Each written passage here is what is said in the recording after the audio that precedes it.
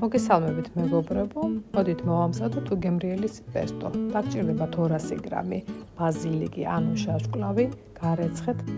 გამოარჩიეთ საღი ფოთლები, დაგჭირდებათ 100 გრამი ნიგოზი, 100 გრამი ყველი პარმეზანი, 100 მილილიტრი ზეითუნის ზეთი, 1 ციტრუსკოვზი ლიმონი, 1 კვილი, ნიორი. მოვათავსეთ ეს ყველაფერი ბლენდერში და დააბლენდერეთ.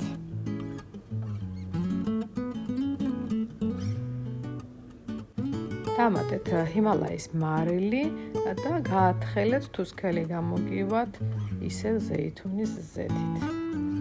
აი ამ სისქის უნდა იყოს დაახლოებით ჩვენი პესტო, გადაიტანეთ ქილაში და შეინახეთ მაცივარში.